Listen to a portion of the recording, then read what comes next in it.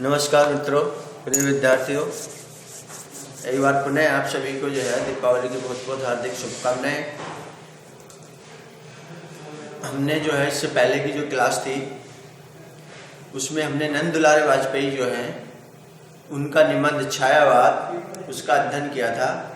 और नंद दुलारे वाजपेयी ने छायावाद निबंध के बारे में जो एक छायावादी जो प्रवृत्ति है उस छायावादी प्रवृत्ति के ऊपर उन्होंने जो है निबंध लिखा और उन्होंने बताने की कोशिश की कि छायावाद जो है कैसे जो है हिंदी साहित्य में पल्लवित हुआ और क्या छायावाद किसे कहा जाता है।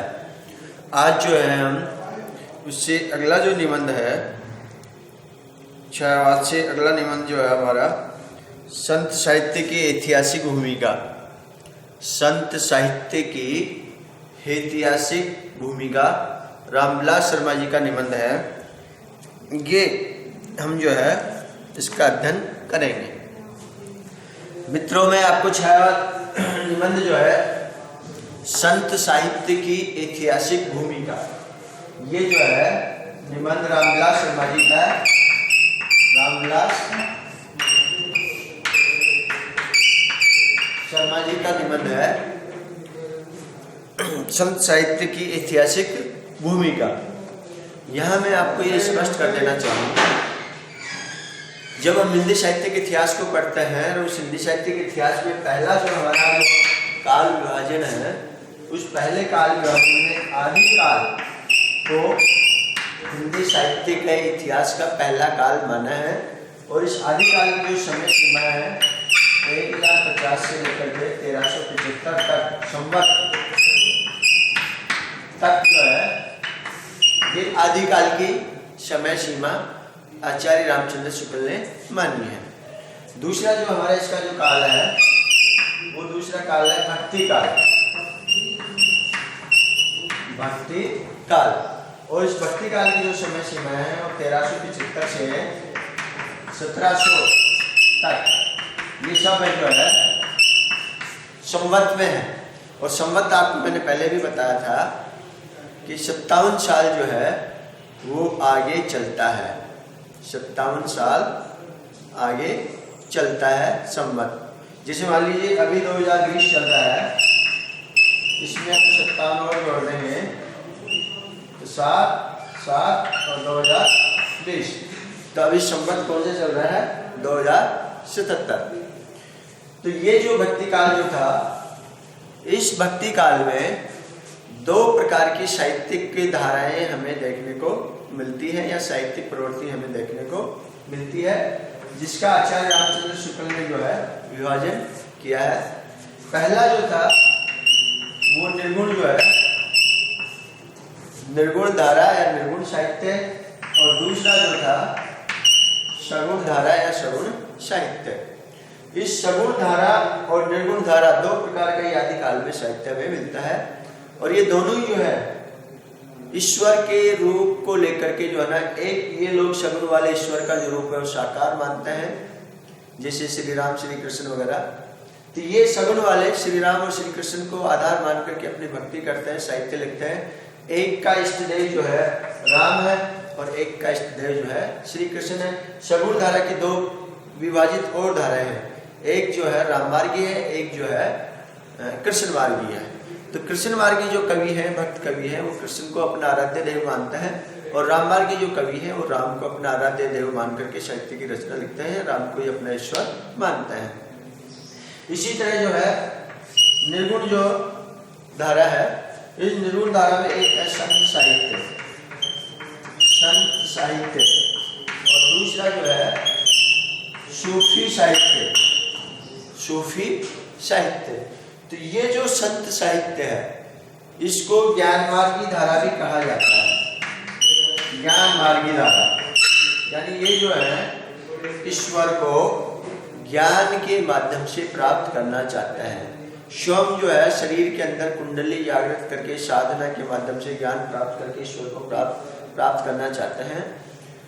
डॉक्टर रामकुमार वर्मा ने इस निर्गुण धारा की जो ये संत साहित्य है इसको संत साहित्य कहा है। इसको डॉक्टर रामकुमार वर्मा ने संत साहित्य कहा है। और संत साहित्य में जो संत हैं हमारे यहाँ, तो इस संत साहित्य के जो मुख्य जो कवि हैं वो कबीर हैं। कबीर इसके क्या है, संत साहित्य के मुख्य कवि हैं। संत साहित्य में जो है कबीर है, मलुकदास है, दादू दयाल है, संत रजब है, पीपा है, धन्ना है आदि। जो ये संत थे, जिन संतों के द्वारा साहित्य लिखा गया उसको संत साहित्य कहा जाता है।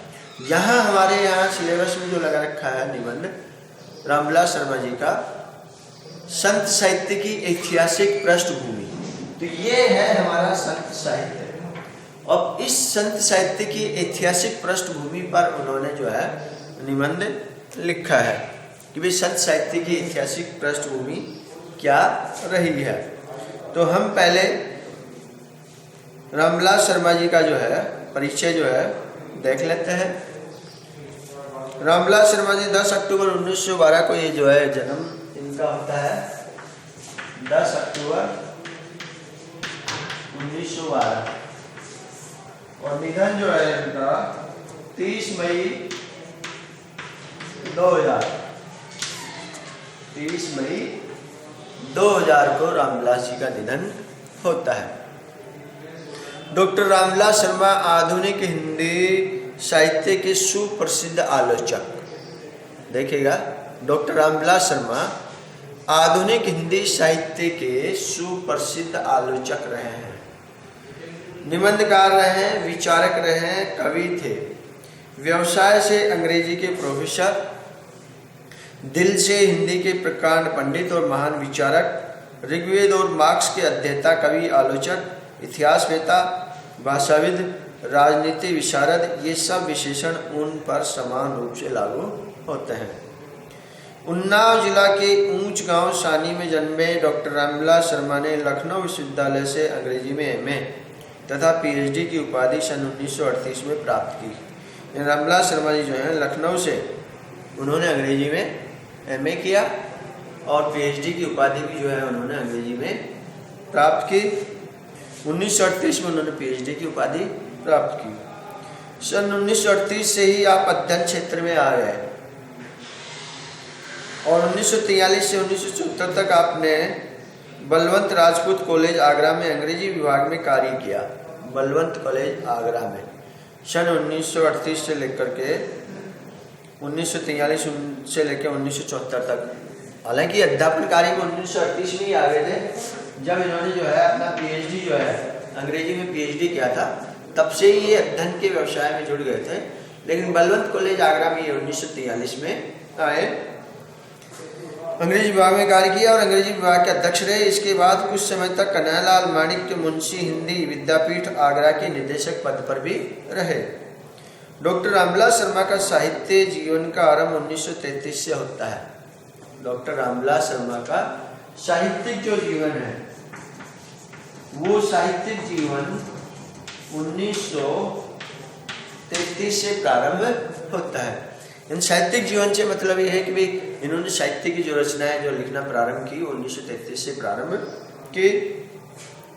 तब वे सूर्यकांत त्रिपाठी निराला के संपर्क में आए। 1934 में उन्होंने निराला पर एक आलोचनात्मक आलेख लिखा। 1934 पर इन्होंने सूर्यकांत त्रिपाठी निराला जो हिंदी साहित्य के अत्यधिक प्रसिद्ध कवि हैं, उनकी सरोज स्मृति अत्यधिक प्रसिद्ध एक रचना है। और मैंने आपको पूर्व जब छायावाद को पढ़ाया था, नंदुलाल वाजपेयी का जो निबंध है, उसमें मैंने आपको बताया था कि छायावाद के 4 आधार स्तंभ कवि रहे हैं, उनमें से एक आधार स्तंभ कवि सूर्यकांत त्रिपाठी निराला जी भी रहे हैं। तो 1933 में रामविलास शर्मा जी जो हैं वो सूर्यकांत निराला जी के संपर्क में आए और उनके ऊपर 1934 में एक आलोचनात्मक आलेख उन्होंने लिखा, जो उनका पहला आलोचनात्मक लेख था। यह आलेख उस समय की चर्चित पत्रिका चांद में प्रकाशित हुआ। यानी ये जो आलेख था सूर्यकांत त्रिपाठी निराला के ऊपर, यह उस समय की जो है चांद जो पत्रिका थी, इस चांद पत्रिका में 1934 में जो है प्रकाशित हुआ। इसके बाद वे निरंतर सृजन की ओर उन्मुख रहे। आचार्य रामचंद्र शुक्ल के बाद डॉक्टर रामविलास शर्मा ही एक ऐसे आलोचक के रूप में स्थापित होते हैं जो भाषा, साहित्य और समाज को एक साथ रखकर मूल्यांकन करते हैं। यानी आचार्य रामचंद्र शुक्ल के पश्चात रामविलास शर्मा ही एक ऐसे साहित्यकार हैं जो भाषा, समाज और साहित्य को एक साथ रखते हैं। यानी भाषा, साहित्य और समाज इनको एक साथ रख करके उसका मूल्यांकन करते हैं। उनकी आलोचना प्रक्रिया में केवल साहित्य ही नहीं होता बल्कि वे समाज, अर्थ, राजनीति, इतिहास को एक साथ लेकर साहित्य का मूल्यांकन करते हैं। इतिहास, राजनीति, अर्थ, धार्मिक, सामाजिक यानी सभी चीजों को, यानी जीवन के जो विभिन्न पक्ष हैं उस जीवन के विभिन्न पक्षों को ये साथ में लेकर के आलोचना करता है, ना कि साहित्य की ही। तो उनकी आलोचना प्रक्रिया में केवल साहित्य ही नहीं होता बल्कि वे समाज, अर्थ, राजनीति, इतिहास को एक साथ लेकर साहित्य का मूल्यांकन करते हैं। अन्य आलोचकों की तरह उन्होंने किसी रचनाकार का मूल्यांकन केवल लेखकीय कौशल को जांचने के लिए नहीं किया। जैसे अन्य साहित्यकार ये करते हैं कि भाई उसका लेखक जो है उस लेखक की रचना का ही जो है आलोचना करते हैं, अगर भाई उसने लेखनी जो चलाई है वो भाषा कैसी थी, भाषा कैसी थी। तो ये जो है रामविलास शर्मा जी ऐसा नहीं करते थे, वो समग्र रूप से जो है साहित्यकार का जो है आलोचना करते थे। बल्कि उनके मूल्यांकन की कसौटी यह होती है कि उस रचनाकार ने अपने समय के साथ कितना न्याय किया। ये बड़ी महत्वपूर्ण बात है। यानी उनकी, रामविलास शर्मा जी की दृष्टि इस बात पे ज़्यादा रहती थी किसी साहित्यकार की आलोचना करते समय कि उन्होंने समय के साथ कितना न्याय किया। यानी जो समय है उस समय के अनुसार आपने कुछ लिखा या नहीं लिखा। यानी साहित्य, मैंने आपको पूर्व में बताया, साहित्य समाज का दर्पण होता है। यानी जैसा साहित्य होगा वैसा ही समाज होगा। और मैंने आपको बताया था कि लेखक अपने युग का शिशु होता है, तो वो जो विषय वस्तु का जो चयन करता है साहित्यकार के द्वारा वो समाज में से ही चयन करता है। तो जैसा समाज होगा वैसा ही साहित्य लिखा जाएगा। तो रामविलास शर्मा जी जो है ये रचनाकार ऐसे आलोचक थे जो रचनाकार ने अपने समय के साथ कितना न्याय किया इस चीज को ये रेखांकित करते थे। आचार्य रामचंद्र शुक्ल के बाद डॉक्टर रामविलास शर्मा ही एक ऐसे आलोचक के रूप में स्थापित होता है जो भाषा, साहित्य और समाज को एक साथ रखकर मूल्यांकन करते हैं। उनकी आलोचना प्रक्रिया में केवल साहित्य ही नहीं होता बल्कि वे समाज, अर्थ, राजनीति, इतिहास को एक साथ लेकर साहित्य का मूल्यांकन करते हैं। अन्य आलोचकों की तरह उन्होंने किसी प्रकार रचना का मूल्यांकन केवल लेखक के कौशल को जांचने के लिए नहीं किया बल्कि उनके मूल्यांकन की कसौटी यह होती है कि रचनाकार ने अपने समय के साथ कितना न्याय किया है। इतिहास की समस्याओं से जूझना मानो उनकी पहली प्रतिज्ञा हो। इतिहास की समस्याओं से जूझना मानो रामविलास शर्मा की पहली प्रतिज्ञा हो। वे भारतीय इतिहास की हर समस्या का निदान खोजने में जुटे रहे। उन्होंने जब यह कहा कि आर्य भारत के मूल निवासी हैं तब इसका विरोध हुआ था। उन्होंने कहा कि आर्य पश्चिमी एशिया या किसी दूसरे स्थान से भारत में नहीं आए बल्कि सच यह है कि वे भारत के पश्चिमी एशिया की ओर गए हैं। भारतीय संस्कृति की पश्चिमी एशिया और यूरोप में व्यापकता पर जो शोधपरक कार्य रामविलास ने किया, भारतीय संस्कृति की पश्चिमी एशिया और यूरोप में व्यापकता पर जो शोधपरक कार्य रामविलास जी ने किया है, इस कार्य में उन्होंने नृत्य शास्त्र, इतिहास, भाषा शास्त्र का सहारा लिया। शब्दों की संरचना और उनकी उत्पत्ति का विश्लेषण कर वे इस निष्कर्ष पर पहुंचते हैं कि आर्यों की भाषा का गहरा प्रभाव यूरोप और पश्चिमी एशिया की भाषाओं पर भी पड़ा। डॉक्टर रामविलास शर्मा मार्क्सवादी दृष्टि से भारतीय संदर्भों का मूल्यांकन करते हैं। डॉक्टर रामविलास शर्मा मार्क्सवादी दृष्टिकोण से, आपको पता है कि यूरोप में जो है कार्ल मार्क्स जो है प्रसिद्ध आलोचक, प्रसिद्ध विद्वान हुए हैं। उनकी रचना का भी आपको जानकारी होगी, दास कैपिटल उनकी प्रसिद्ध रचना है। तो डॉक्टर रामविलास शर्मा मार्क्सवादी आलोचना पद्धति को स्वीकार करते हैं और मार्क्सवादी आलोचना पद्धति में समाज और व्यक्ति को भी केंद्र में माना जाता है। यानी मार्क्सवाद जो है वो वर्ग संघर्ष का विरोध करता है।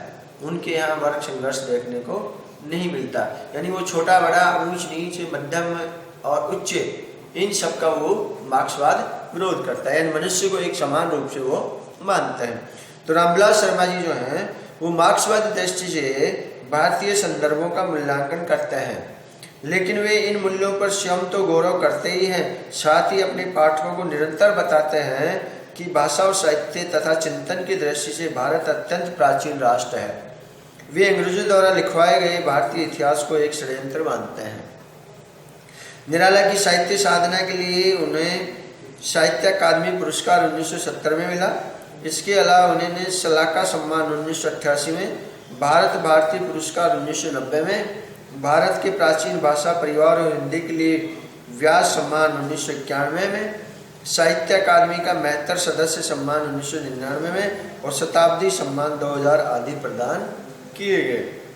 पुरस्कारों में प्राप्त राशियों को उन्होंने कभी स्वीकार नहीं किया, उन राशियों को हिंदी के विकास में लगाने को कहा। यानी आप देखिएगा वो हिंदी के कितने बड़े जो है अध्येता रहे हैं, हिंदी से उनका कितना प्यार था, कितना प्रेम था, हिंदी से उनका कितना लगाव था। देखिए पुरस्कारों में जो भी राशि उनको प्राप्त हुई उस राशि को उन्होंने कभी स्वीकार नहीं किया और उस राशि को उन्होंने हिंदी भाषा के विकास के लिए जो है दान कर दी। मुख्य जो रचनाएं हैं उनकी, वह प्रेमचंद और उनका युग महत्वपूर्ण रचना है। रामविलास शर्मा जी की प्रेमचंद और उनका युग रामविलास शर्मा जी की एक महत्वपूर्ण रचना है, प्रेमचंद और उनका युग।